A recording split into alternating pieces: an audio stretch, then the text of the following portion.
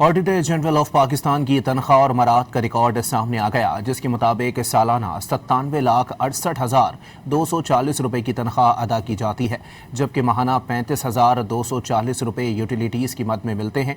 इसके अलावा माहाना 6,000 रुपए अलाउंस भी दिया जाता है। इस बारे में जानते हैं डॉन न्यूज़ के नुमाइंदे ताहिर शिरानी से। ताहिर, क्या तफसीलात सामने आई हैं?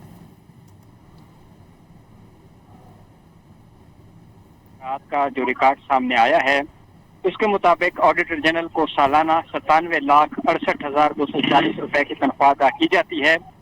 बुनियादी तनख्वाह माहाना ऑडिटर जनरल ऑफ पाकिस्तान की 7,72,780 रुपए है, लेकिन माहाना 35,240 रुपए यूटिलिटीज और 6,000 रुपए माहाना अलाउंस की मद में बनते हैं, जिसके बाद जो माहाना तनख्वाह है वो बढ़कर 8,14,020 रुपए बनती है।